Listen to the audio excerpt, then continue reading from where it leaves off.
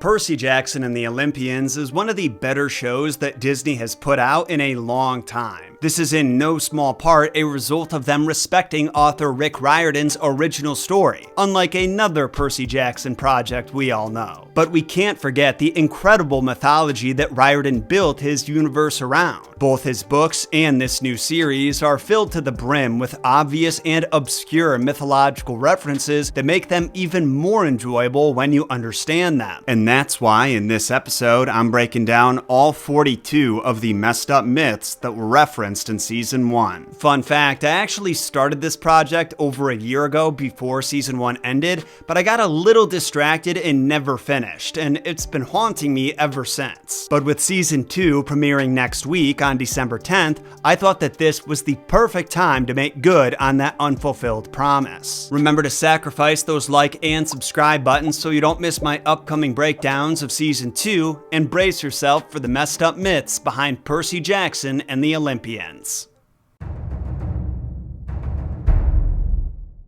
Now, before we get started, I just want to be clear that when I talk about the story not following the mythology exactly, I don't mean that's a bad thing. I understand that Riordan is bending the rules and references for his own universe, and I'm totally fine with it. This might seem like a needless disclaimer, but I've noticed that whenever I talk about Disney putting its own spin on fairy tales and myths, there's always comments about how they're effectively ruining the story. Most of the time, I don't agree with that. They're just telling a story of their own, and as long as that story makes sense and they're honoring the values of the original, that's fine by me. Alright, so we're going to go through this chronologically in the order that things happen in the show. Let's start at the beginning. Being a half-blood is dangerous. It's scary. Most of the time, it gets you killed in painful, nasty ways. And we're already stopping. Percy says that half-bloods die in painful, nasty ways. And he ain't lying. Heracles, who overcame countless monsters and men during his travels, was ultimately killed by a jealous wife who smeared his shirt with acidic hydra blood, thinking it was a love potion, and this caused him so much pain he had to light himself on fire to burn away his physical form. You have Bellerophon, a son of Poseidon, so technically Percy's older brother. He crash-landed into Earth after he tried flying Pegasus to the heavens, and an angry Zeus caused Pegasus to buck him off his back. Orpheus, the greatest musician of all time, was the son of Apollo and was torn limb from limb by a bunch of spurned women who were mad he didn't want to bang them. Seriously. A little later in the episode, Percy's mom says one of the reasons she gave him the name Perseus is because he's one of the few heroes to have a happy ending. But even this is dependent on which version of the story you read. In the most popular version of the myth, he founds a city and becomes king, but according to Ovid's Metamorphoses, Perseus kills his great uncle, then is revenge killed by the son of his great uncle. That might have just been Ovid's hot take though. I'll be doing more research and covering the complete journey of Perseus in an upcoming episode. Back to the show. When Perseus is young, he witnesses some strange sights, like a Pegasus on a rooftop by his school and what looks like a Colchis bowl meandering down the city street. Now, I thought this might be the Pegasus, but in episode 2, we see Grover tending to multiple Pegasuses. Pegasi. Technically, Pegasus is the only flying horse in Greek myth, unless you count the half-horse, half-rooster Hippolectrion, but I'll give this a pass because the book and show take place thousands of years after the myths about Pegasus, so in that time, he easily could have made some babies. As for the Colchis bowl, if we're staying true to the myth, and even Riordan's book series, this mechanical monstrosity would have been built by Hephaestus, the god of blacksmithing. In myth, Hephaestus made the bowl for King Aeetes as a thank you to the king's father Helios, the personification of the sun, after Helios carried the blacksmith to the heavens in his chariot when he exhausted himself on the battlefield of Phlegra. In the next scene, we see Perseus and his mom staring at a statue of Perseus with the head of Medusa in his hand, but we'll talk more about his encounter with her next week. Right now, I want to focus on the origin story that she gives for the Greek hero. She tells Percy that Perseus and his mother were sealed into a chest and thrown into the sea by an angry king, and by some miracle survived. He and his mother were placed in a wooden chest and cast out into the sea by a very angry king. But she doesn't tell him why the king was so angry. which is probably a good thing because Percy is like 8 years old here. You see, Perseus' mother Danae was the daughter of King Acrisius. Acrisius was disappointed that he hadn't spawned a son, and so he went to the oracle to ask her what the deal was. In true oracle fashion, she did not give him good news. She said he may not have had a son, but his daughter will, and her son will kill him. Naturally, this shook Acrisius up a bit, and he handled his anxiety in the worst possible way, by constructing an underground prison that he could seal his daughter in to make sure she'd never get pregnant. Yeah, you thought a chastity belt was bad, try a chastity prison, which I'm pretty sure is just another term for Bible camp. But here's the thing, guys, Acrisius wasn't a monster, he was just scared. So out of the kindness of his heart, he allowed an opening to be built in the ceiling of the prison that was narrow enough no human could fit through it, but wide enough that Danae would get a generous amount of sunlight during the day. What Acrisius never expected, though, was that Zeus himself, the lord of all the gods and the cosmos, would take a liking to his daughter. And everybody knows the rules. If Zeus wants to hump something, he's gonna hump it. He transformed himself into a golden shower of sunlight, entered Danae's cell, and got her pregnant. The princess knew that if her father found out she was pregnant, he would do something insane, so she chose to hide her pregnancy. But the secret was out immediately after the baby was born, and in a rage, Acrisius had mother and son locked in a chest and thrown out to sea. Seems like a surefire death sentence, doesn't it? Well, believe it or not, Zeus actually had strong feelings for Danae, and maybe he even cared about his kid too, so he persuaded Poseidon to calm the raging seas. This allowed the chest to drift to the island of Seriphus, where it was found by a fisherman named Dictys. Dictys recruited some nearby satyrs to help him pull it to shore, and lo and behold, he found mama and baby inside. So when you think about it, satyrs played a key role in saving Perseus and Percy Jackson. I'm wondering if Riordan did that on purpose, or if it's just a coincidence, because it's such a small detail. Again, it's like poetry, so if they rhyme. Every stanza kind of rhymes with the last one. When Percy and his class are on a field trip at the museum, he's confronted by his pre-algebra teacher, Mrs. Dodds, who reveals herself to be a Fury and introduces a trope that this show loves: villains walking extremely slowly toward their would-be victims. The Furies, also known as the Erinyes, were goddesses of vengeance who punished men and women who defied the natural order of the cosmos. Writers describe them as ugly winged women with venomous serpents entwining their limbs and hair, wearing either the long black robes of mourners or the short skirts and high boots of huntress maidens, and wielding whips.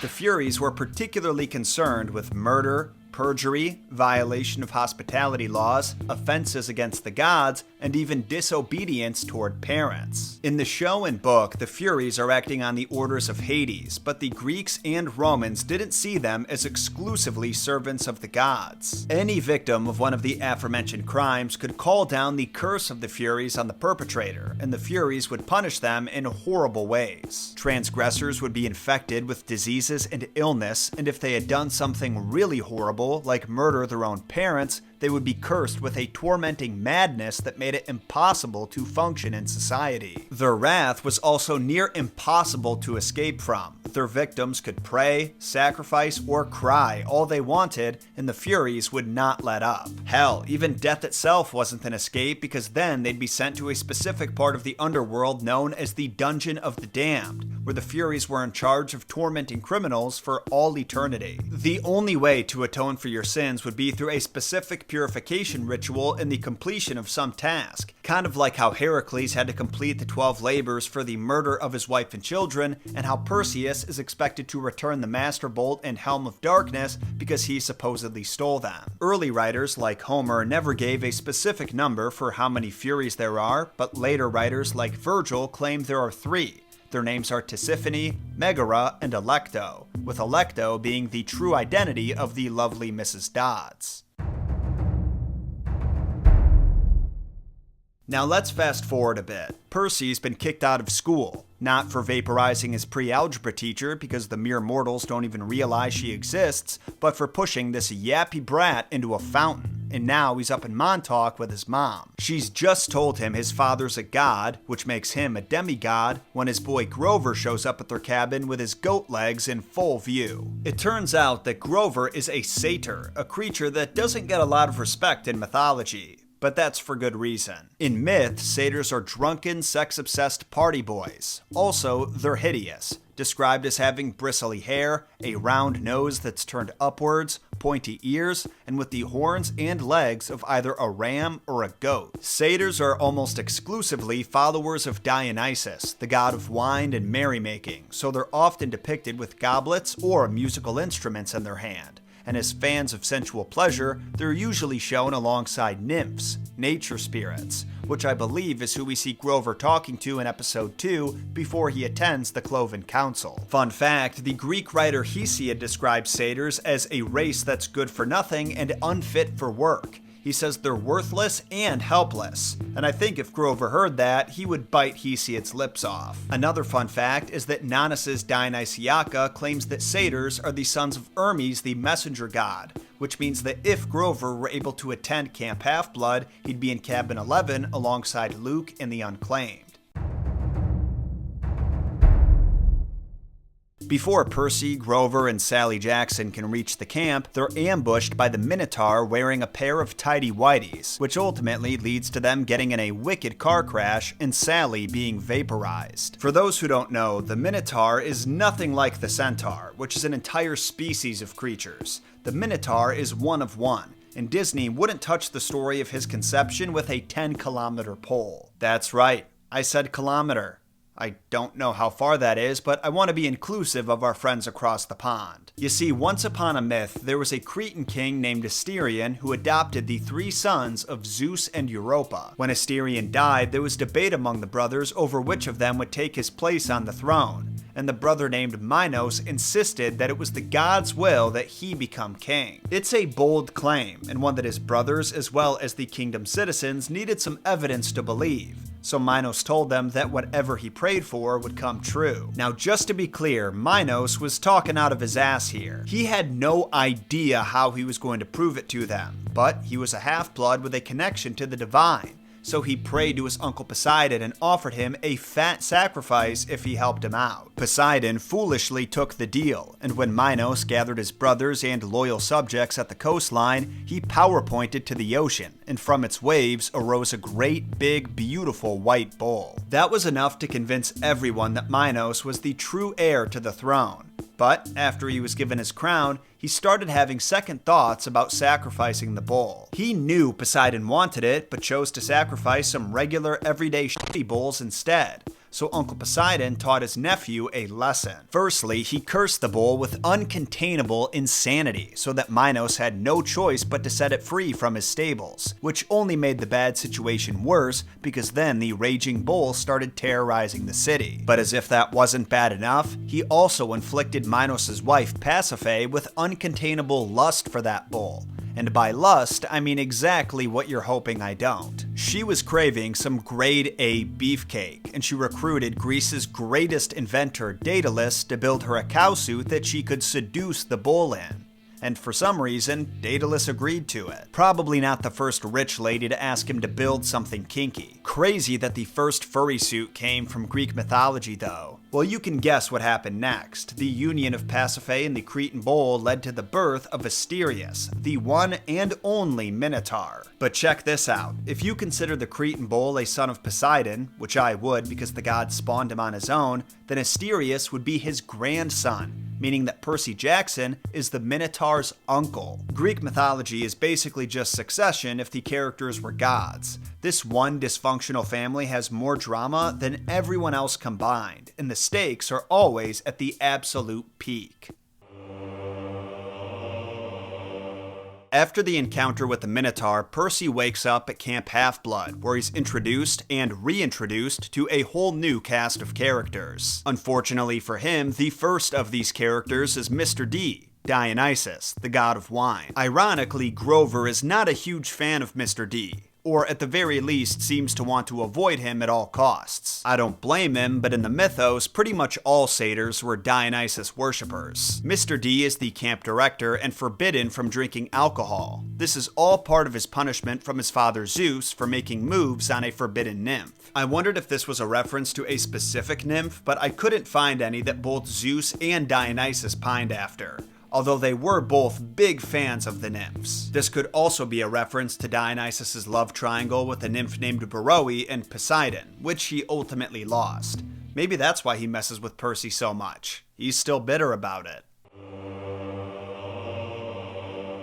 Percy's conversation with Mr. D and Grover is interrupted by Mr. Brunner, who it turns out is really a centaur named Chiron, the trainer of Greek myth's greatest heroes. Odysseus, Perseus, Theseus, and Jason were all trained by him, and the greatest warrior of all time, Achilles, was raised by Chiron since he was a baby. Now, as I mentioned when discussing the Minotaur, centaurs are actually an entire species of their own. The first centaur was the result of a test that Zeus gave King Ixion. He sensed the king was coming on to his wife, Queen Hera, and to test whether he'd really go for it, he transfigured a cloud nymph named Nephele to look like Hera, and Ixion got her pregnant. Their child was a deformed hunchback called Centaurus, and he was ostracized by mankind, so he moved out to the mountains and started banging horses, which led to the creation of the centaur species. You'll be happy to hear, though, that is not how Chiron was born. Oh, no. Which is what makes him so special and unlike his rowdy brethren. Chiron's mother was an ocean nymph named Philyra, and his father was the Titan Kronos, the former king of the cosmos, who also sired the original 6 Olympians. This makes Chiron Zeus's half-brother and also immortal. At the end of episode 1, when Percy's mom dissolves into a shower of pixie dust, he thinks that she's dead. But we learn from Grover that Hades may actually be involved here. He says that when a mortal is close to death, Hades can personally reach out and but I don't think there's any basis for this in mythology. The only slightly comparable situation I can find is the death of Queen Alcestis. On rare occasions, Hades personally collected the souls of the dead instead of sending Thanatos, the personification of death. And according to Apollodorus' Bibliotheca, this was the case when Alcestis agreed to die in place of her husband. You could sort of equate that to him reaching out and poofing people down to his domain, but in that myth, he has to physically collect Alcestis, and Heracles doesn't like the idea of this happy couple's love being cut short, so he heroically wrestled Hades into submission. After Percy meets Luke in Cabin 11, Luke explains to him the Greek concept of Kleos. Demigods have always fought for glory. They used to call it Kleos. It's like this stuff that attaches itself to your name, makes it bigger, scarier, more important.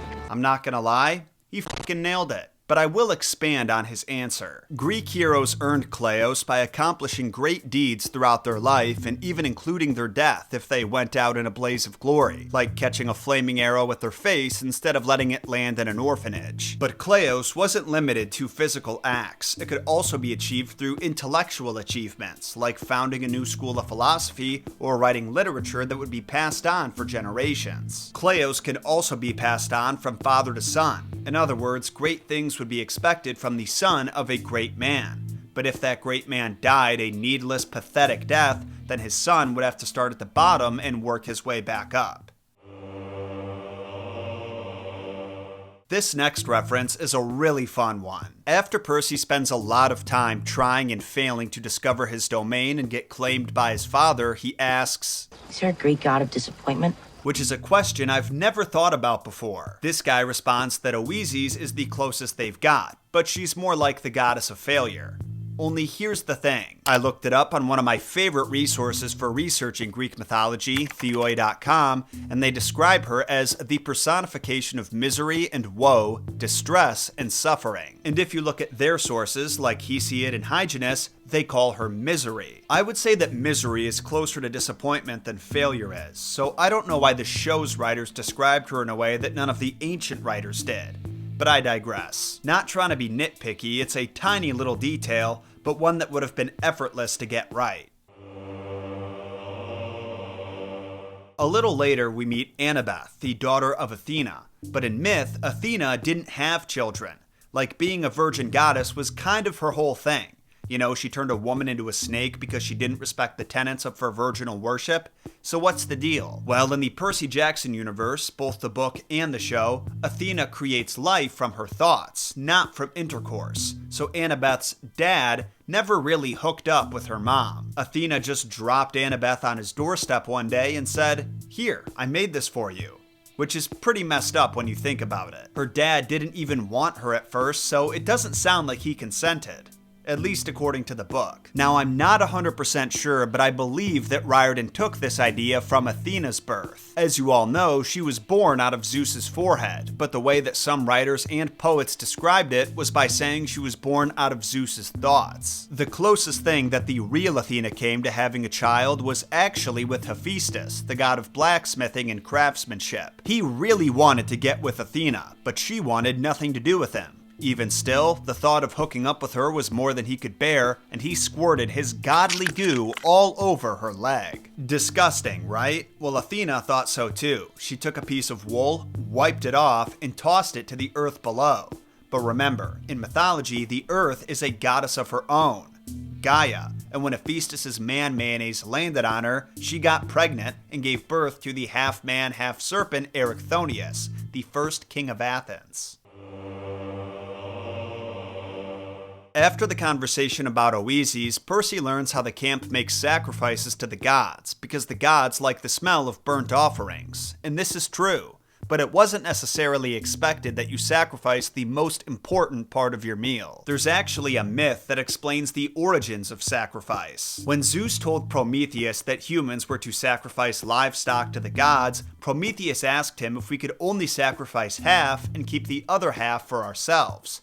You know, so we had something to live on. Zeus agreed to this, but Prometheus was clever and swindled him into giving us a much better deal. Prometheus killed 2 bulls, skinned them, then filled one of their hides with all the meat, while the other was filled with bones, hooves, all the gross and edible stuff. He presented them both to Zeus, but he dressed up the gross portion with fat to make it look more filled and appealing. So Zeus chose that one, and found that he just made a terrible deal. Because of this, we mere mortals were allowed to use meat from livestock as sustenance, and only had to sacrifice the inedible parts. Now, that being said, there was also no shortage of myths about characters sacrificing things that are extremely important to them, like their children. Those kinds of sacrifices were only made in extreme circumstances though, like when a sea monster was attacking the kingdom. Regardless, I would say the show is accurate in showing that the more important the sacrifice, the more likely the gods are to pay attention to you.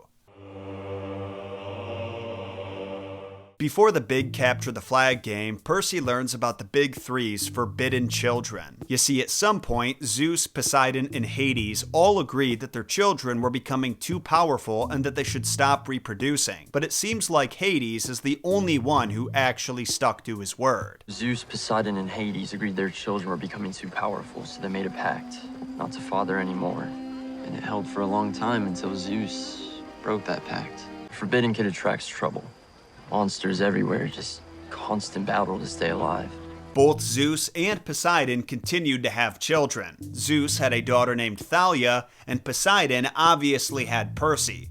Neither kid was particularly dangerous or powerful at the age they were discovered, but when you look at the track record of divine children, it makes sense why the gods would be so concerned. Especially with Poseidon's. This is rarely discussed, but Poseidon has had a ton of children that just turned out to be plain evil, or at the very least, selfish and power-hungry. There were the Aloidae, 2 giants who stormed Olympus and tried to abduct both Hera and Artemis. Antaeus was a king of Libya who challenged travelers to wrestling matches, killed them, then added their skulls to the roof of his temple to Poseidon. And of course, Charybdis, a sea monster who Percy actually encounters in the second book. Those are just 3 of dozens of bad eggs, so while Percy technically hasn't done anything wrong at this point in the story, you can understand why the gods would be so suspicious of him.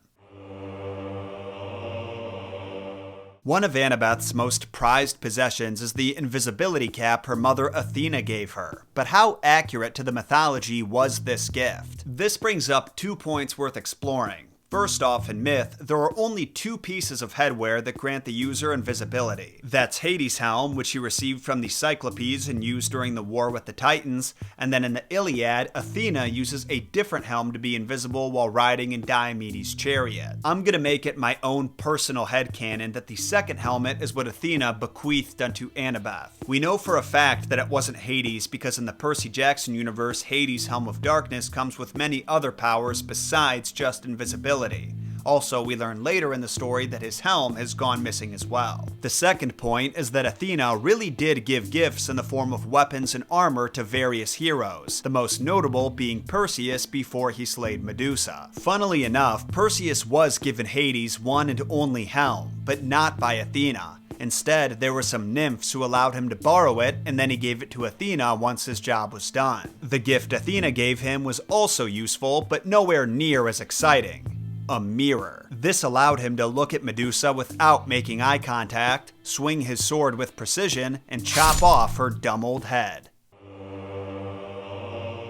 Athena and Hephaestus were known as the craftiest, most inventive gods in the pantheon, and there is no doubt in my mind that they would love our sponsor, Squarespace, because Squarespace has revolutionized the web design process. You see, a lot of people mistakenly assume that all it takes to establish your presence online is to get a bunch of followers on social media, but that only gets people through the door. Potential customers and clients aren't going to take you as seriously if they have to slide into your DMs. That's where Squarespace comes in. Thanks to recent innovations in AI, you barely have to do anything. Design Intelligence can generate a site with everything you need if you just explain the kind of website you're looking to launch and answer some questions about your personality. But if you want to make some tweaks to really personalize it, you can. And that process is just as easy thanks to the Fluid engine, which allows you to drag and drop elements wherever you need them. To try them out yourself, you could go to squarespace.com/JohnSolo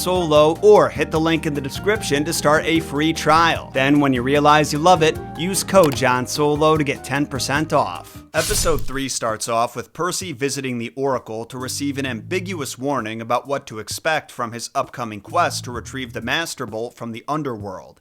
And oracles are some of the most fascinating figures in Greek mythology. You can think of them as mouthpieces of the gods, communicating the words, wishes, and commands of divine beings to the ears of mere mortals. Now, it's important to distinguish oracles from seers, who were a different kind of prophet. Seers interpreted signs from the gods, not their exact words, like, "Ye raven flapped its wings 3 times, and on the 3rd it dropped its poop," which means we shan't go to war until the 3rd month, which is the shittiest month. And what makes oracles unique compared to other mythological figures that we've talked about so far is that they survived well into recorded history. Like, we have written records of government officials making pilgrimages to the temples to ask about politics and war, as well as regular everyday Greeks wanting advice about their love life. We even know the process they used to trigger their enlightened state and receive the words of the gods. And I hope I don't have to say this, but I'm going to anyway.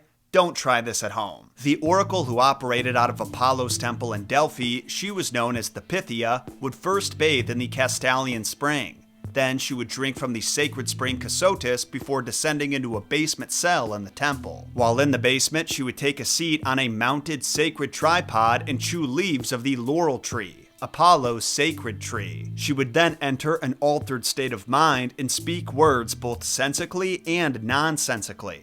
The thing with oracles is that whoever visited them to ask a question never actually got to hear the answer for themselves. Instead, her words were written down and interpreted by the priests in a typically riddle-like state, similar to the ominous warning Percy got from the oracle. You shall go west and face the god who has turned.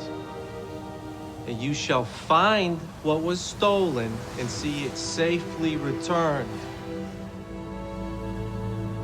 We also see something similar happen in 300, but in that case, the priests had been bribed by the Persian army to prevent Leonidas from meeting the Persians in battle. As I've mentioned before though, oracles rarely deliver good news. We talked before about how Perseus' grandfather met with an oracle to learn why he couldn't conceive a son, and she replied with, Don't worry about it. Your daughter's gonna have a son, and he's gonna kill ya. An oracle told Oedipus that he would kill his father and sleep with his mother, and he did. Atalanta was told that her husband would one day be her downfall, so she vowed to never get married, but she eventually did, and yup, right again. The couple made the mistake of hooking up on holy grounds and were turned into lions as punishment. This isn't to say that all oracle predictions came true, obviously that would be insane, but we only remember the ones that do, and they were all pretty messed up.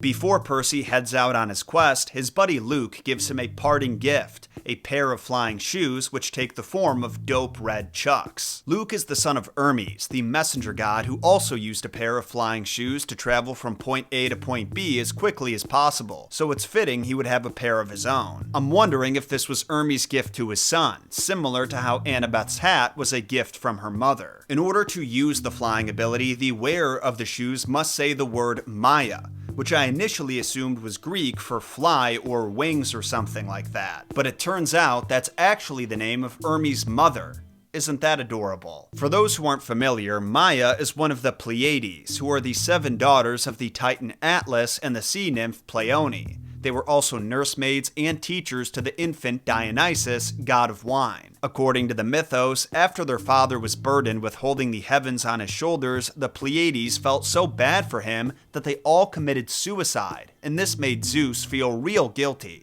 So to make up for it, he turned them into the star cluster that we know today as the Pleiades. Disney fans might also appreciate that Maya makes an appearance in the original Mary Poppins book and goes Christmas shopping with Mary Poppins and the kids. It's a super random inclusion, but I guess the author, P.L. Travers, had an appreciation for Greek myth. As the group leaves camp, Annabeth says some parting words to a tree, who it turns out is her friend Thalia. Thalia was a daughter of Zeus and was almost killed by monsters on her journey to Camp Half-Blood. But to spare her soul from going to the Underworld, Zeus turned her into a tree. Thalia's fate bears some serious similarities to Daphne, the first love of Apollo. You see, one day Apollo was flexing a little too hard on Cupid, saying that he was a way better archer because his arrows could slay both monsters and men. So Cupid had to put him in his place. The little god of love said that his own arrows may not be deadly, but they're far more dangerous and powerful because even gods are helpless against the power of love. Then he showed Apollo exactly what he meant. He shot the god of sunlight with one of his gold-tipped arrows, which caused the recipient to have undying love for an individual of Cupid's choosing, which in this case was Daphne. But here's where things get twisted. He shot Daphne with a lead-tipped arrow, which caused absolute revulsion for whoever Cupid chose, who in this case was Apollo. So while Apollo was now madly in love with Daphne, Daphne wanted nothing to do with him, and when the god began pursuing her, she ran for her life. Cupid wasn't lying when he said that love was a powerful force though, because Apollo could not leave Daphne alone. She ran from him for hours to the point of pure exhaustion when she had to cry out for help from her father, the river god Peneus. When she stepped in Peneus's waters, he gave his daughter a way out by transforming her into a laurel tree, one of the few forms of life that a god couldn't have sex with. But that didn't stop Apollo from binding Daphne to him forever. In honor of his first love, he made the laurel his sacred plant. So in both stories, we have gods sparing their daughters from undesirable fates by turning them into trees. But you know, something tells me that isn't exactly what they had in mind when they cried out for help.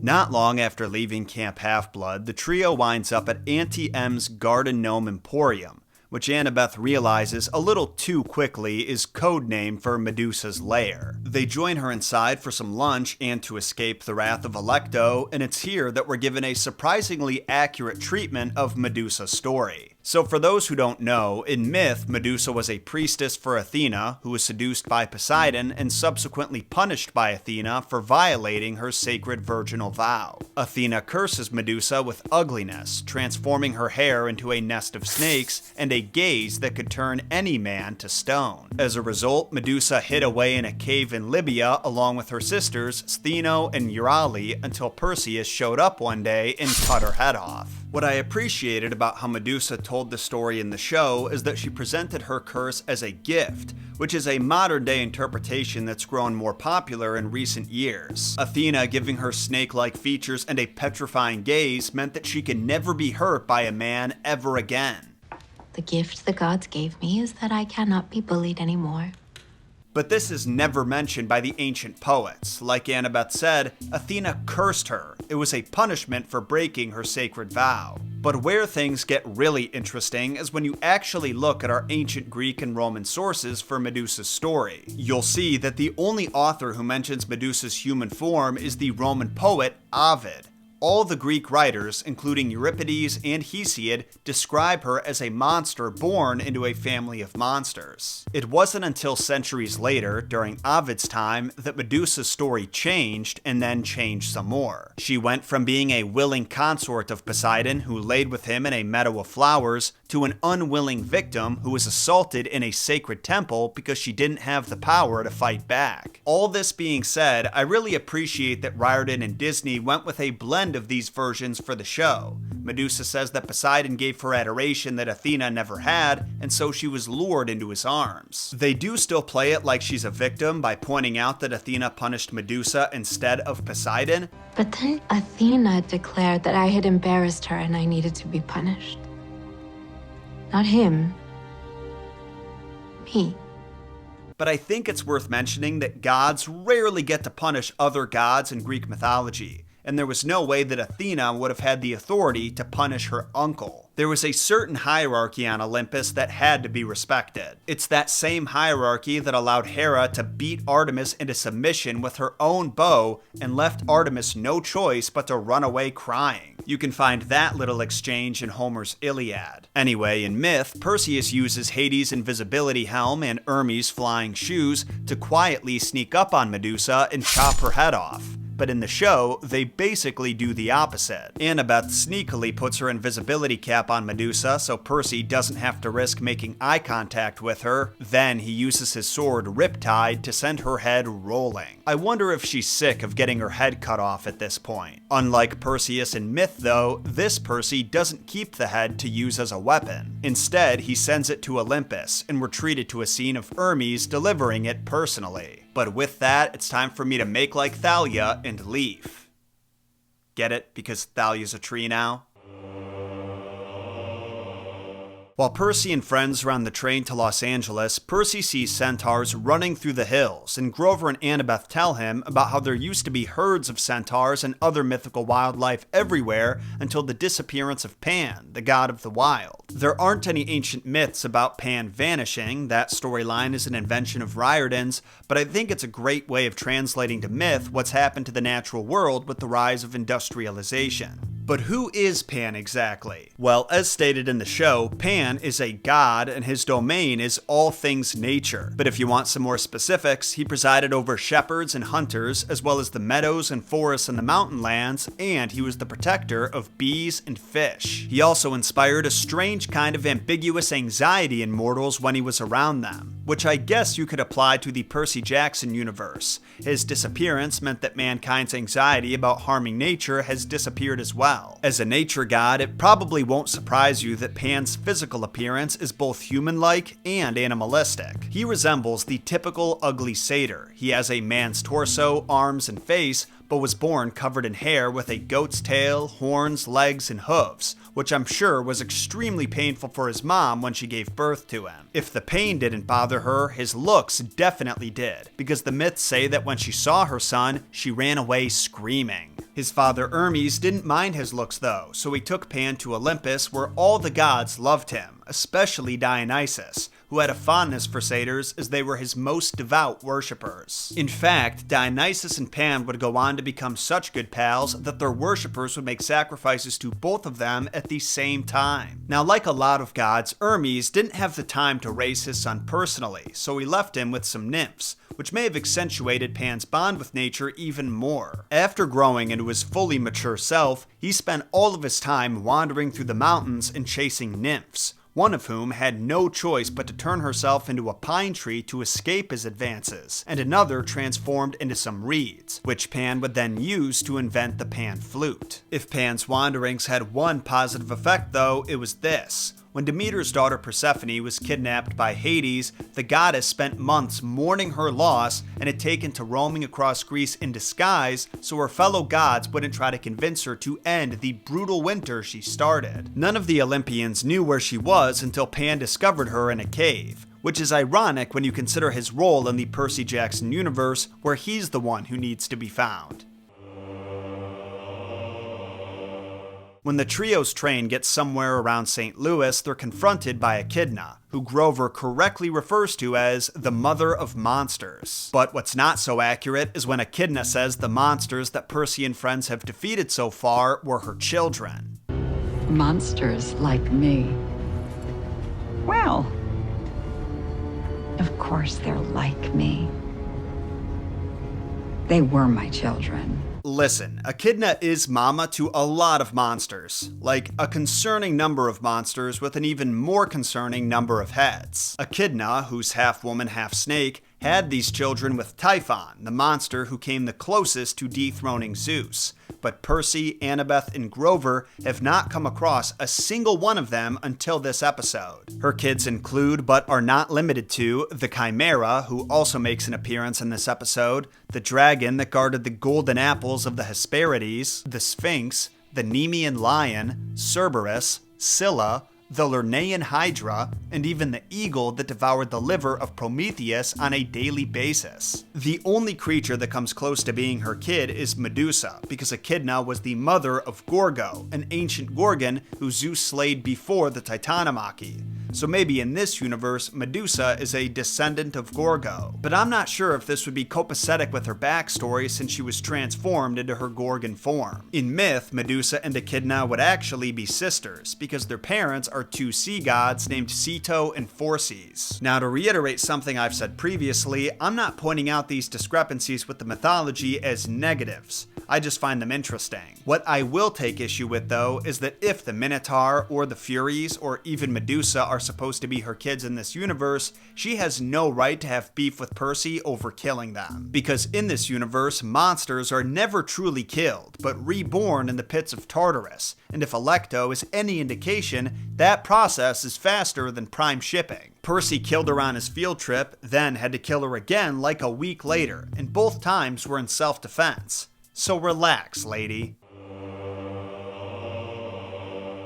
While Echidna treats Percy and his friends to the sweetest sounding threats they've ever heard, she has a yappy little chow going nuts in its carrier. But we soon learn this is no chow at all. It's the Chimera. In myth, the Chimera has the front body of a lion, the hindquarters of a dragon, and its middle part was a goat, which I find both hilarious and somehow terrifying. The Chimera had 3 heads, one for each creature it was an amalgam of, and each one of them breathed fire. The Chimera in the show has only 1 head, but I like its design. They deviated away from the mythology, but still managed to incorporate distinct facial characteristics from each creature. Her head and body are lion-shaped, but she has goat horns, scales, snake eyes, and frill that flares out when she's about to breathe fire. Now, I hate to do this again, but I've got to point out another discrepancy here. Annabeth calls the Chimera the Demigod Killer. The Chimera is the Demigod Killer. And while that may be the case in Riordan's universe, that does not apply to the mythology. There is not a single known myth where the Chimera kills a demigod. However, she does get killed by one. The hero Bellerophon is sent to kill the Chimera by King Iabades, who was actually hoping Bellerophon would die in the process. But thanks to a little help from the gods, the hero held his own and then some. The Greek writers agree that Athena was a major help in Bellerophon getting the dub. She delivered to him his brother Pegasus to ride into battle against the Chimera, and it was Pegasus's agility and ability to fly that helped Bellerophon survive the attacks that had torn through the legions of men that attempted to take down the Chimera before. Depending on the version, Bellerophon either slayed the Chimera by hovering just out of her range and pelting her with arrows, or by shoving a lead-tipped spear into her throat. When she tried to breathe fire, the molten lead flooded her insides and she was killed. Sounds like a pretty terrible way to go out, right? Well, remember that Bellerophon was also a son of Poseidon, so I imagine it would have been real satisfying for Echidna and the Chimera to avenge that loss by taking out one of his kids in a similarly brutal fashion. To pretty much no one's surprise, 12-year-old Percy is easily defeated by Echidna and the Chimera. They blow a hole in the floor of the St. Louis Arch, and after clinging on for dear life, the young demigod slips and falls to his would-be death. Fortunately, Big Daddy Poseidon intervenes and uses the nearby Mississippi River to catch Percy and bring him down to safety. And while Percy is hanging out at the bottom of the river, he comes face to face with a Nereid. Nereid is just a fancy term for water nymph. There's 50 of them in total, and they get their name from being the daughters of Nereus, the old man of the sea. But they served an important purpose. These goddesses represented different aspects of the sea, from the salty brine to the sea foams, sand, rocks, waves, and currents, as well as the various skills that sailors relied on to survive while at sea. They were also seen as the protectors of sailors and fishermen, and were said to come to the aid of those in distress, like how this Nereid helped Percy realize he wasn't drowning and could in fact breathe underwater. As great as Nereids are though, like all gods, they have a vicious side that comes out when they aren't shown respect. A perfect example would be when Queen Cassiope of Ethiopia claimed that she, or her daughter Andromeda, was more beautiful than all 50 of the Nereids, and this infuriated them so much that Poseidon had to get involved to calm them all down. To punish Cassiope for her arrogance, Poseidon sent a sea monster, Cetus, to attack the kingdom, and to placate the sea god's wrath, the king and queen offered up a sacrifice, their beautiful daughter, who they felt caused this whole mess in the first place. In reality, this was 100% the queen's fault, and the only sin Andromeda committed was being smoking hot.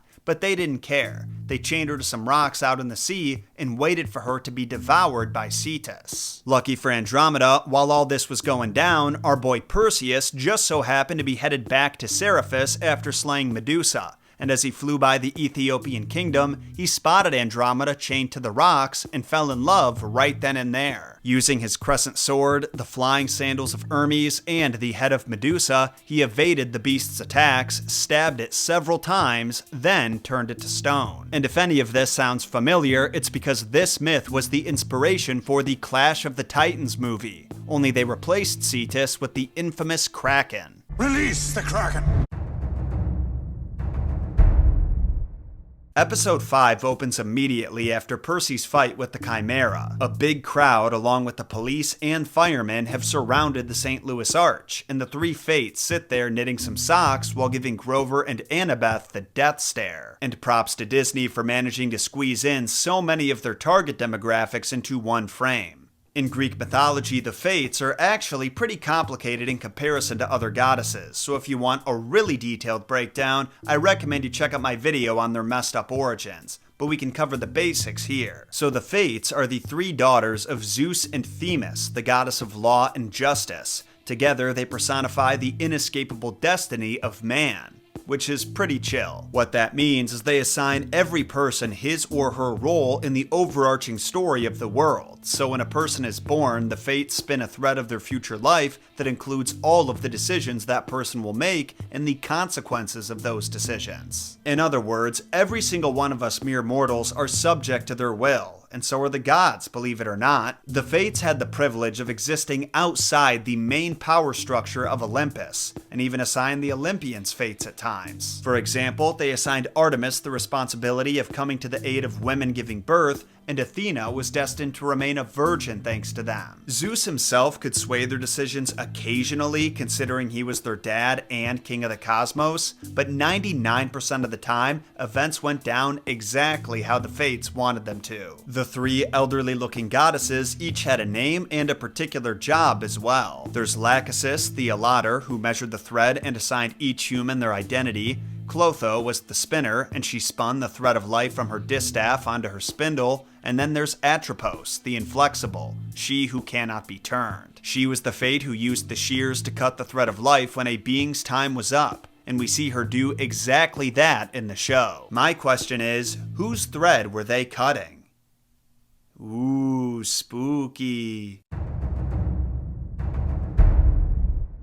After our heroes escape the chaos of the Arch, they meet the one and only god of war on a long and lonesome country road. And I'm not talking about Kratos, thank the gods. If it were Kratos and he knew what they were up to, I think he would have killed them. I know, it sounds intense, but when you think about it, they're trying to give Zeus his most powerful weapon back, and that's not something Kratos would have allowed to happen. It's possible he would have tried reasoning with them at first, but you know Percy wouldn't have backed down, which is admirable, but against young Kratos, there's only one way that story ends. Anyway, this isn't Kratos, it's Ares, and he just had to involve himself on their journey. And for the record, I love this portrayal of Ares. He's my favorite character in the show by far. He's loud, he's brash, he's rude as all hell. I hate kids. All of them. I hate my own kids. It's a perfect encapsulation of what Ares would be like in day-to-day interactions. So do we have a deal, or am I killing all three of you so I can eat in peace? Because while Ares was the personification of war, he specifically embodied war's destructive capacity. The violence, brutality, and bloodshed. Meanwhile, his sister Athena is the goddess of war, but wisdom is another one of her domains, so the specific aspects of war she presides over are military strategy and leadership, aspects that we humans find positive and respectable. If she's so smart, explain the owl. She talks to it like all the time, this fat, nasty little feathered rodent, and it's like her best friend. And we're so sure that she's a genius and I, no owl, am not. It's no wonder that Ares hates her so much. Not only does she get all of mankind's love despite them sharing a domain, if you know the mythology, then you know that Athena made him look like the god of clowns on multiple occasions. Like when the monster Typhon attacked Olympus as part of the Titans' last-ditch effort to dethrone Zeus, Ares actually ran away in fear with the rest of the Olympians. But in some versions, Athena stayed by her father's side to fight the would-be usurper, so Ares was looking pretty cowardly by comparison. There's also a Heracles myth where he was attacked by Ares' son's sickness and ended up killing him right in front of Ares, which naturally enraged the god of war. When Ares threw his spear at the hero, it would have been a bullseye, but Athena got involved and influenced the spear to miss its target, allowing Heracles to throw it back at Ares and impale him in the leg.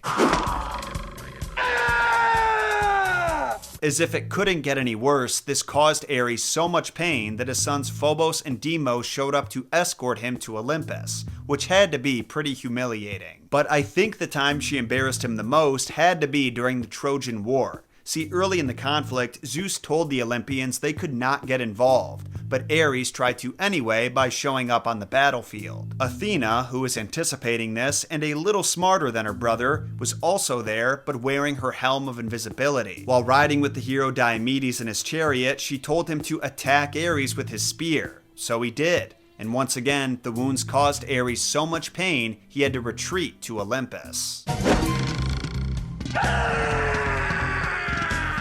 And if you thought Ares, the personification of violence, pain, and the loss of human life, was just going to let this disrespect slide, you would be wrong. But ultimately right in the end. Because years later, when Zeus finally allowed the gods to intervene in the war, Ares tried ambushing Athena. But she easily overpowered him and took him out with a boulder. Poor god just can't catch a break. While our heroes are at the diner, Ares makes a reference to the Greek creation myth, saying, See, years before I was born, my grandpa Kronos ate my aunts and uncles.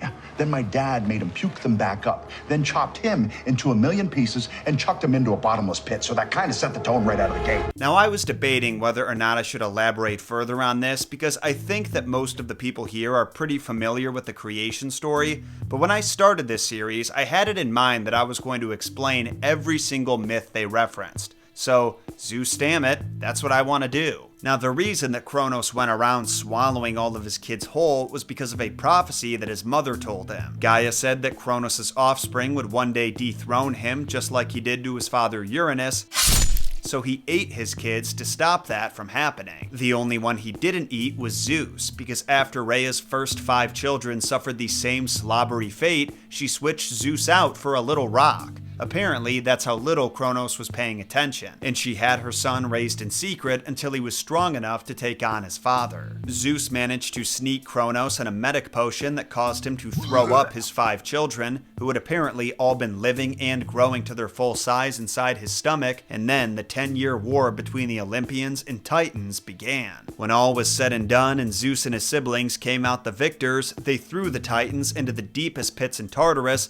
and sealed them in with gates of bronze to ensure they could never escape. This tracks almost exactly with Ares' story, but I will say that I couldn't find any ancient text that describes Kronos as being chopped into 1,000 little pieces like he does. I'm not saying it doesn't exist, I may have just missed it in my research, but it's also possible that this was a detail that Riordan added, or maybe it was part of a modern retelling of the story that's been repeated so many times that it's just become an accepted part of the story now. Such is the nature of folklore and myth, after all. In order for our heroes to receive Ares' help and secure passage all the way to the west coast, he tells them they have to complete a side quest and retrieve his shield from Waterland, a seemingly abandoned amusement park. Once there, Percy and Annabeth take a cruise down the Tunnel of Love and are treated to a pretty entertaining light show that tells the sad story of Hephaestus, the Greek god of fire and craftsmanship. There are 2 myths referenced at this point, but first I want to focus on Hephaestus' revenge and his ascension to godhood on Olympus. I'm going to give you the short version now, but if you want to hear the whole thing, I have an animated episode of Messed Up Tales that you can check out. Link below. Basically, Hephaestus was immaculately conceived by Hera, who was jealous when Zeus gave birth to Athena without her help. But when Hera saw how pitiful and ugly her son was, she threw him off Olympus and never thought about him again. One day, when an ornate golden throne addressed to the queen showed up on Olympus, she was ecstatic, probably assuming this was a gift from her beloved as a way of apologizing for swallowing his pregnant ex-wife whole and then giving birth to their child out of his forehead. Talk about ambrosia problems. You know how people use the term champagne problems to describe situations that are inconvenient, but not really problems compared to what the sick and impoverished have to deal with? Well, there's a step above that, and I'm coining it right now. Ambrosia problems. These are hyper-specific issues that only gods have to deal with. Like when you invite a king over to dinner and he wants to see if you really are all-knowing, so he kills his own son and tries to serve him to you as meatloaf. What, that hasn't happened to you guys? Exactly, because it's an ambrosia problem. So Hera wanted to test her throne out, but the moment those divine cheeks touched the seat, they were stuck there. Restraints burst out of the throne's arms and legs, wrapping themselves around the queen, and the strength of all the other Olympians combined was not enough to free her. If you want to hear the rest of the story in detail, check out that episode I mentioned. I'm really proud of it. But for today's purposes, that's really all you need to know. Besides this one other detail I'm gonna spoil. That throne was designed by Hephaestus. If you've seen this episode of Percy Jackson, you probably already realized that though, because after Percy sits on the throne, knowing full well it's going to trap him there, Hephaestus comes out to do a little taunting. But ultimately, he gives in to Annabeth's pleas and frees Percy. Funnily enough, something similar happens in the original myth, though it's not quite as kid-friendly.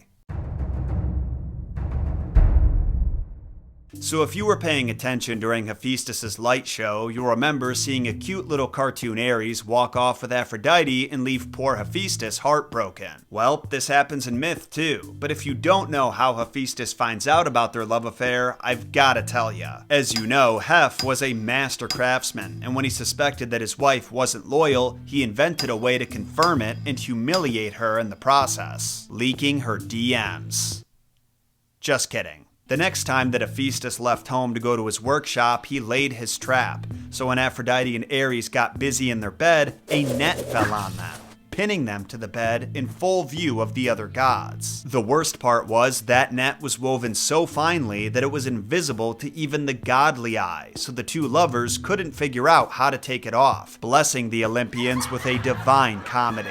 Hephaestus had no problem leaving them there to be embarrassed for all eternity, but after the mocking had been going on for a while, Poseidon started to feel bad and bribed Hephaestus to free them. I'm not sure if that exact situation goes down in the Disney canon, but I'm willing to bet they never address it. Anyway, after the light show is when Percy and Annabeth find the throne, retrieve Ares' shield, deliver it to him, and he rewards them by putting them in a shipping container that'll bring them to the Lotus Casino in Las Vegas. Lotus Casino is yet another reference to a myth, but I'll talk about that next time. Throughout the season, Percy has been having some strange dreams. Dreams that sometimes predict the future or give him insights on events taking place around the world. At the start of episode 6, his dream takes place in his principal's office, and he witnesses who he thinks is Hades talking to the lightning thief about their master plan. Now in this universe, prophetic dreams appear to be somewhat common for demigods, but did they have this same power in myth? The long and short of it is, yes they did.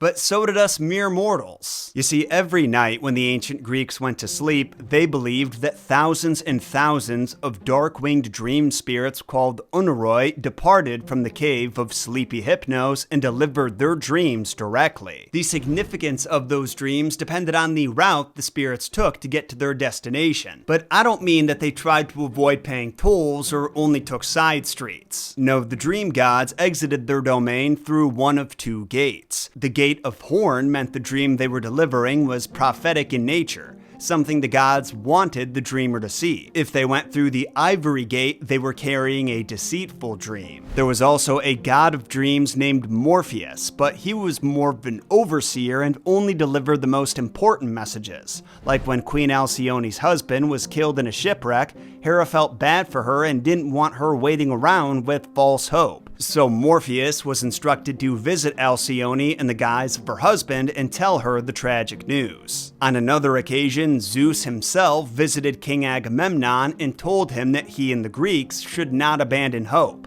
that if they keep fighting, they'll take down Troy. The Romans actually expanded on the mythos of dreams significantly, but it's too much to cover here, so if you're interested, check out my episode on the messed up mythology of Morpheus. So when we left off, our heroes had just loaded into a semi-truck full of animals headed for Las Vegas. They're trying to get to the Lotus Casino to meet with Hermes and ask him where the entrance to the Underworld is. While they're waiting around, they decide to check in on camp, and Annabeth sacrifices a drachma to Iris, the messenger goddess of the rainbow. There are lots of messages getting delivered this episode. We haven't talked about Iris much because there honestly isn't a lot to her. She wasn't worshipped the same way that other gods were, and there were no cults or temples in her name. Whenever the messenger goddess shows up in myth, she's delivering a message. Go figure. Sometimes, though, she delivers packages too, like when Hera cursed Princess Leto with perpetual labor by distracting the goddess of childbirth Eileithyia up on Olympus. The goddesses who were helping Leto instructed Iris to bring Eileithyia to them. So she flew up to Olympus, lured Eileithyia out of Hera's hall, then whisked her on down to Delos, and the moment that her feet touched soil, the twin archers were born. Probably my favorite fact about Iris, though, is that she has a sister, Arche. She was the goddess of the smaller second rainbow that you always see under the main one. In other words, she put the double in double rainbow. Her story is a tragic one, though. She made the mistake of siding with the Titans during the Titanomachy. So when the Olympians took power, Zeus ripped off her wings and tossed her into Tartarus. Then he gave her wings to Achilles' parents as a wedding present, which I can't imagine is something they registered for. After Percy and friends arrive in Las Vegas and release from the truck some of the fakest CGI animals you've ever seen, they make their way to the Lotus Hotel and Casino, which, in my opinion, was a huge disappointment. This isn't meant to be a review of the series, so I don't want to spend too much time sharing unsolicited opinions, but if you've read the book, you know this casino is supposed to be a hedonistic heaven on earth. There are giant TV screens, arcade machines, bungee jumping, snowboarding, laser tag, virtual reality.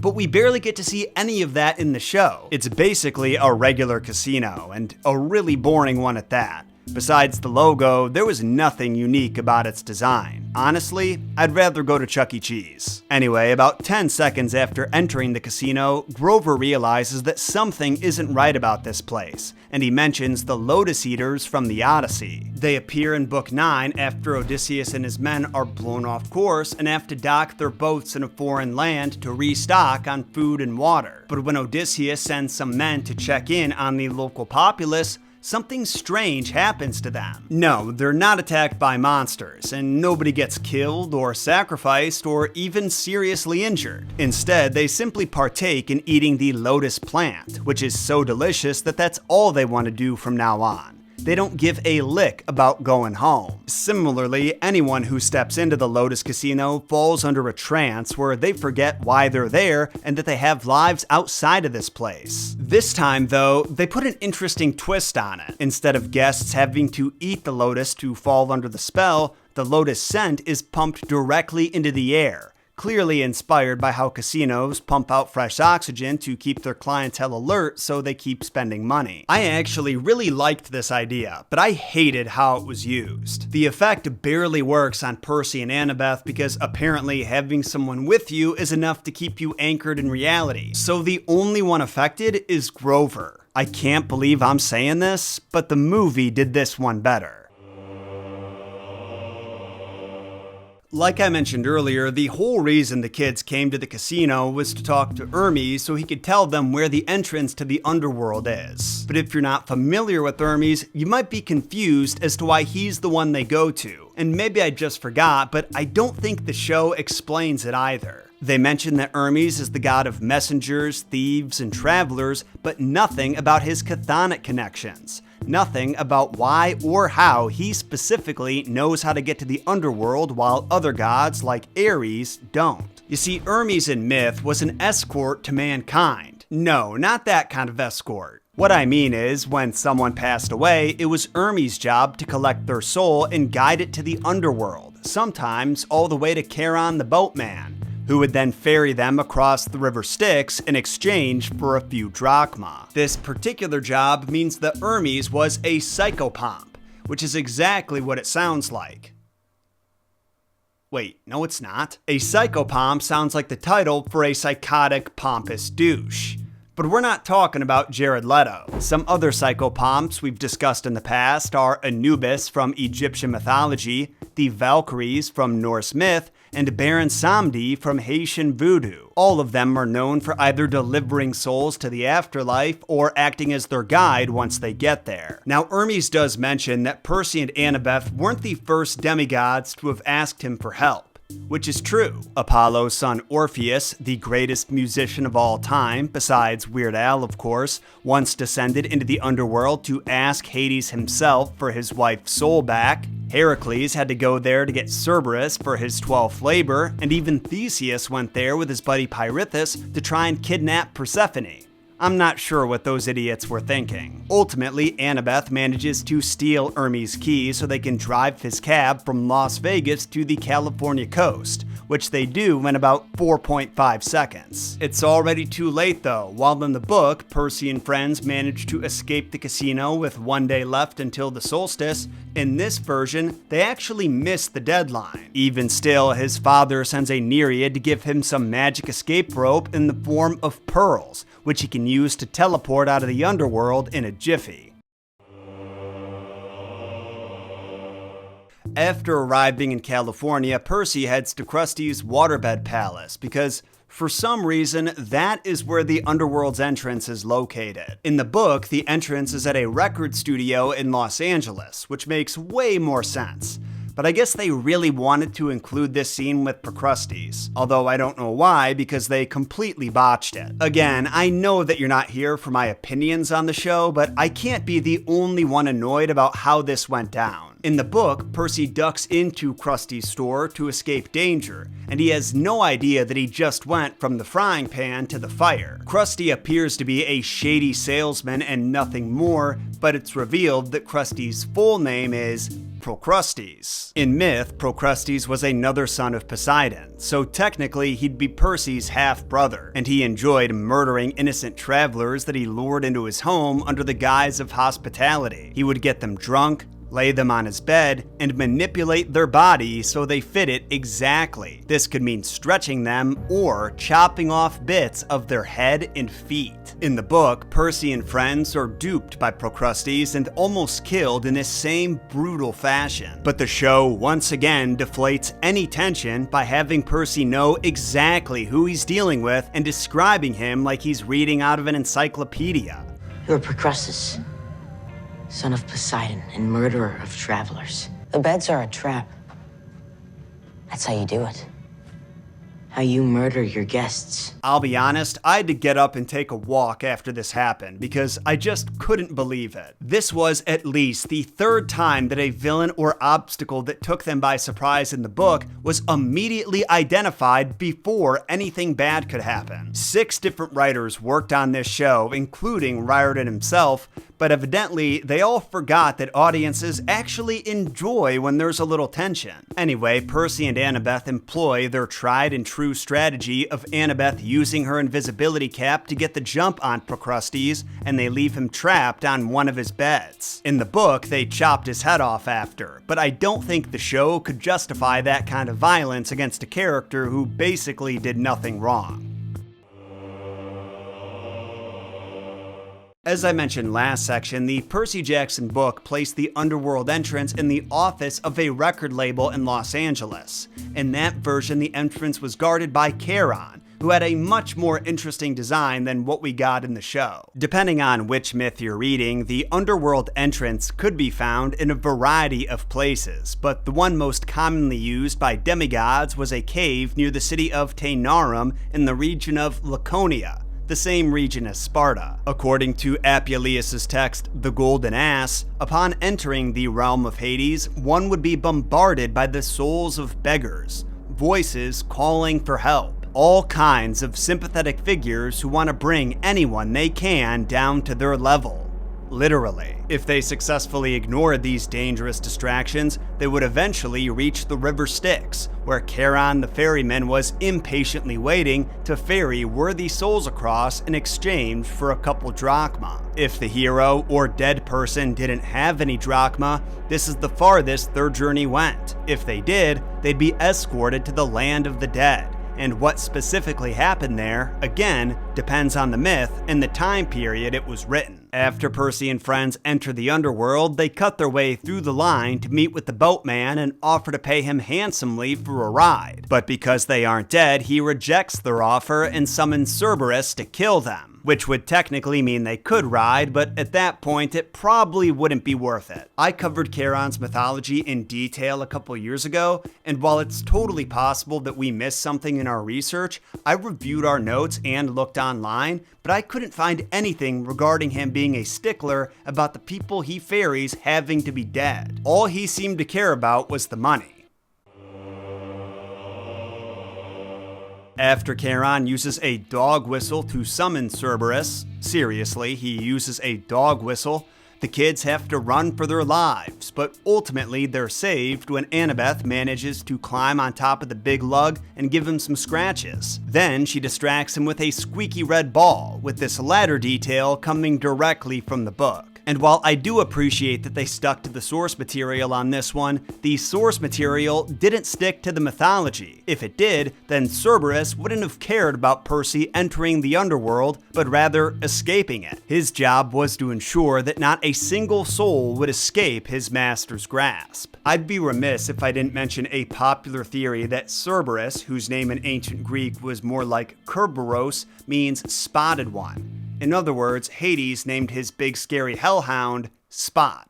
Whenever I mention Cerberus in a video, you can bet that someone is going to comment this little factoid and immediately get upvoted to the top, because people love this fact. Unfortunately, there doesn't seem to be any truth to it. The etymology is a little too complicated for me to explain in this video, but I did find a really great blog post by Spencer McDaniel that breaks down in detail Indo-European linguistics, where the theory comes from, and why the general populace buys into it, despite decades of archaeologists and linguists clearly stating that we don't know what his name means. Personally, I like the theory that Kerberos comes from the ancient Greek words Kyr, meaning death demon, and Erebus, meaning dark. So, death demon of darkness. The only name I can think of that's better is Gunther.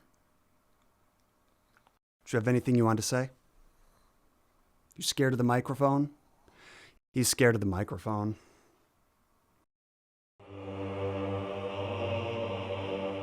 After Percy, Annabeth, and Grover escape the big scary dog and cross the river Styx, they end up in Asphodel, which looks and functions almost exactly as it does in myth. Real quick, I do want to reiterate something that I said in the beginning of this episode, that not following the mythology exactly is not inherently a negative thing. In fact, there were many playwrights in ancient Greece who put their own twists on the mythos as well, like Aristophanes, who went so far as to show the Olympians being outsmarted by a bunch of birds, and Zeus himself eventually relinquishing his throne to a mortal man in a bird disguise. The play was intended to be entertainment and not taken all that seriously, and the same applies to the Percy Jackson show.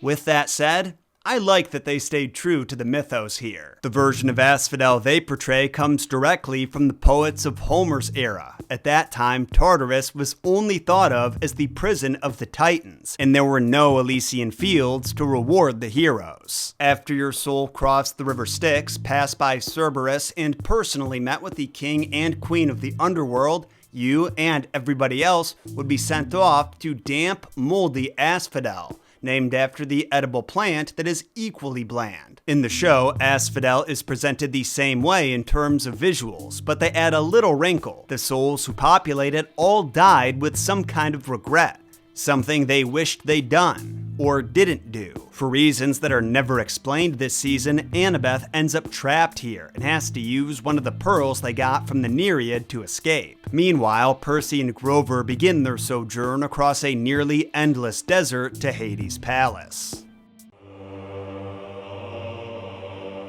Before this dynamic duo can reach Hades' palace, they hit a bit of a snag. The flying shoes that Luke gave them at the start of their journey start flapping their wings like mad, and poor Grover is almost pulled into the pit of Tartarus, the prison that holds all the titans and monsters who were slain during the Titanomachy. Or at least it was Tartarus in the book. I'm hoping this isn't Tartarus because it's pretty lame. I'm not sure exactly what mystical word best describes what Luke did with the shoes.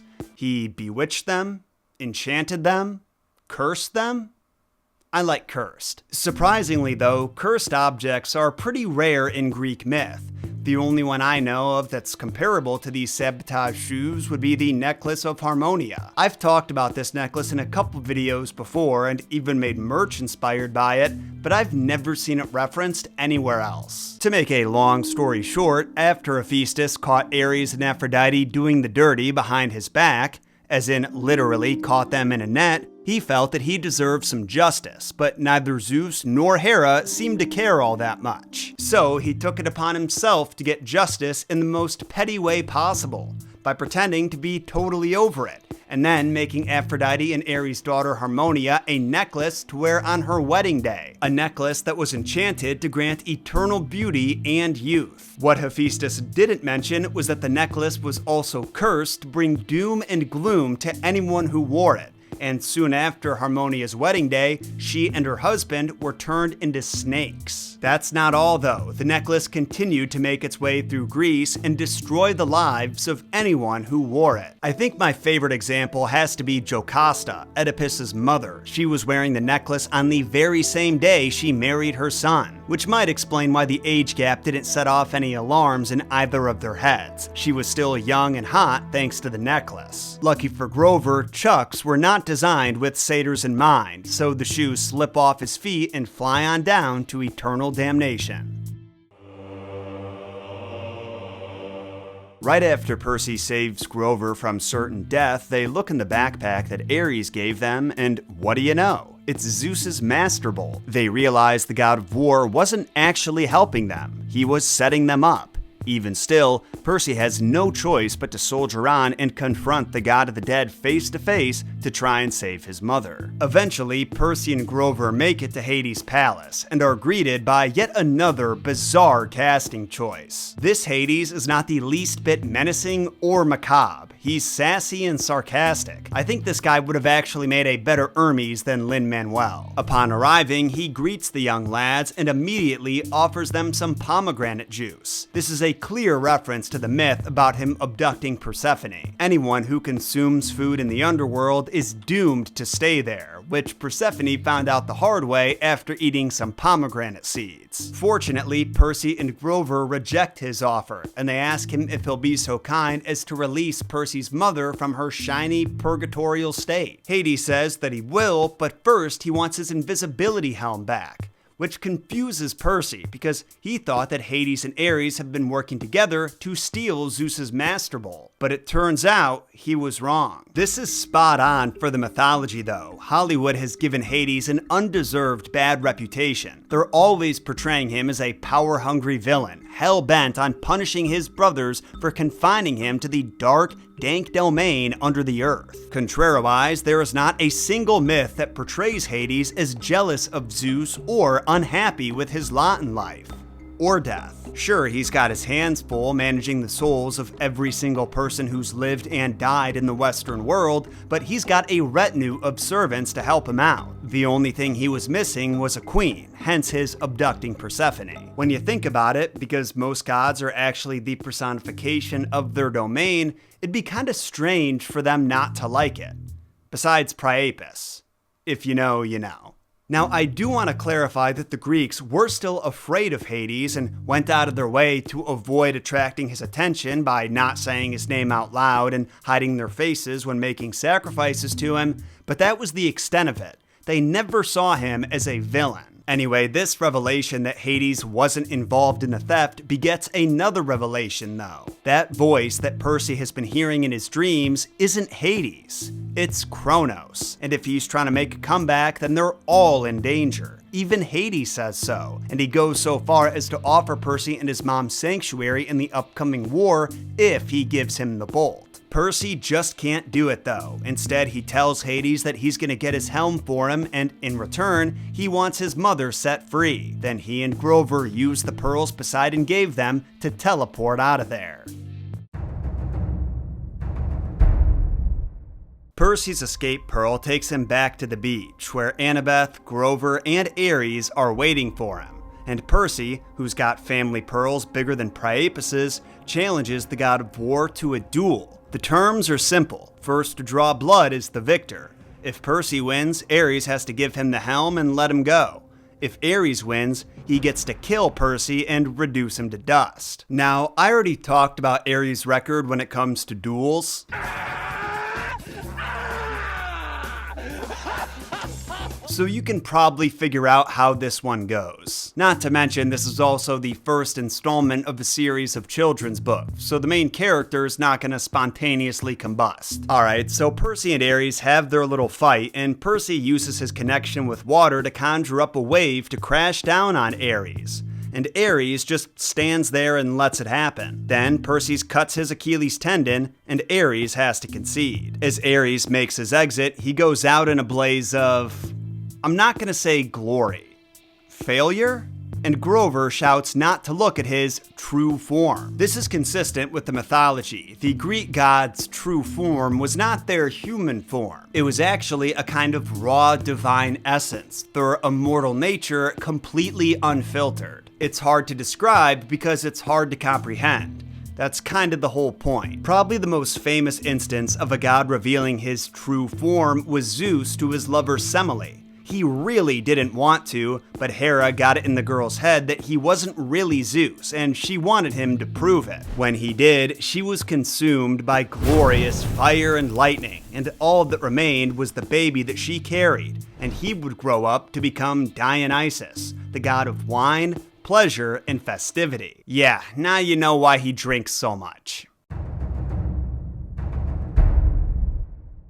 After Ares pieces out, Percy gives the Helm of Invisibility to Alecto to give to Hades, and says that he expects Hades to release his mom from purgatory in return, which he does. Then we hard cut to Percy at the Empire State Building. How'd he get across the country? How much time has passed? Don't worry about it. Then he takes the elevator to Olympus, the home of the Olympians. The ancient Greeks believed Olympus was located at the peak of Mount Olympus, right on the border of Thessaly and Macedonia. Despite being on a mountain, Homer described it as never being beaten by snow, rain, or wind.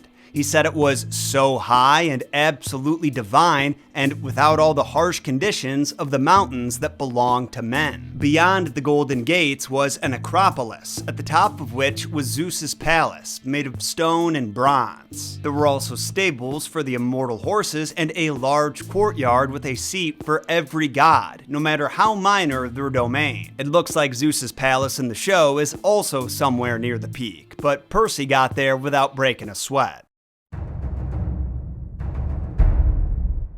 When Percy returns Zeus's Master Bolt and tells him that Kronos was responsible, the god of gods expresses his gratitude and then tells Percy to get lost. When Percy doesn't listen and goes so far as to insult Zeus for being a whiny little baby that can't manage his family affairs, he almost gets smited. But Poseidon intervenes and surrenders to his brother before Percy gets blown to bits. If only Poseidon cared that much about his son Bellerophon, we'd probably have more awesome stories about his heroic exploits. You see, Zeus never hesitated to punish mere mortals whose egos had outgrown their station. That royal couple I mentioned during the Dream Gods section, Alcyone and Ceyx, the whole reason that Ceyx was killed was because Zeus was annoyed that the couple's pet names for each other were Zeus and Hera. He found it disrespectful and thought that the death penalty was the way to go. Same with King Salmoneus, but he was actually a total poser. He did his hair like Zeus, grew a beard like Zeus, tried to walk, talk, and act like Zeus, and this freak went so far as to drag bronze cauldrons behind his chariot to mimic the sound of thunder. So Zeus hit him with some lightning and cast his soul into Tartarus to be tortured on the daily. Of course, Zeus wasn't the only one to take out his insecurities on his followers. There's obviously Hera, who went out of her way to torture every woman that Zeus cheated on her with, and his children with those women. Artemis punished Callisto, a loyal follower who was deceived into breaking her vow of celibacy with who she thought was the goddess herself and was transformed into a bear. Apollo skinned a satyr alive just because he claimed to be a better musician, God forbid a guy have some self-esteem. And Aphrodite made Psyche's life hell, all because other people compared her beauty to the goddesses. Those last two actually kind of remind me of the first law in the 48 Laws of Power. Never outshine the master. Anyway, Percy has a little chat with Daddy-O where Poseidon clarifies that yes, gods do dream, and that Ares is a moron, and then sends Percy packing.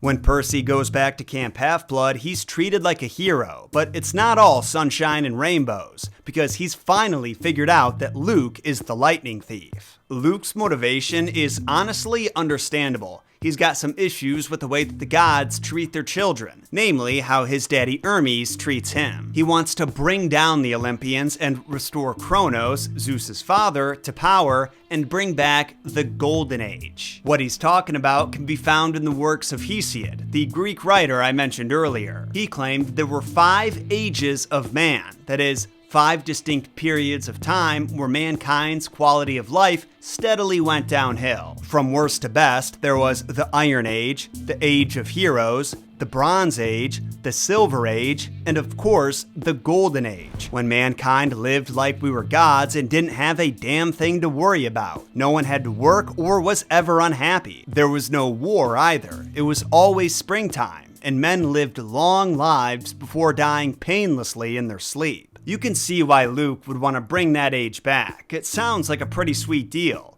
What he evidently doesn't realize is that Kronos is just going to toss him to the wayside as soon as he doesn't need him anymore. Percy declines to join Luke's cause, so the two fight, and Percy almost gets killed, until Annabeth saves the day with her invisibility cap yet again. Luke still escapes though, leaving us wondering what he and Kronos have in store for Season 2. Which just so happens to be premiering next week.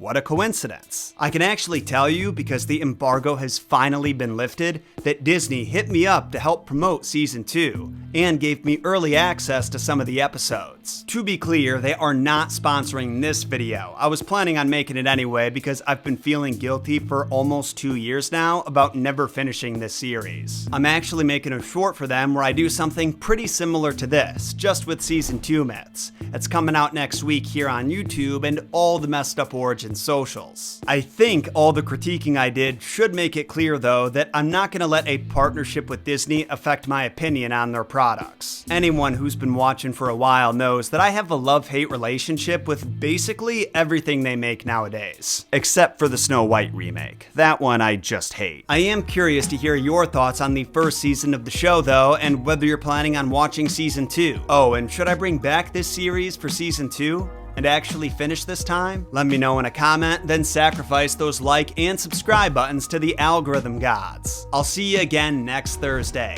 Until then, my name is John Solo, and remember, John shot first.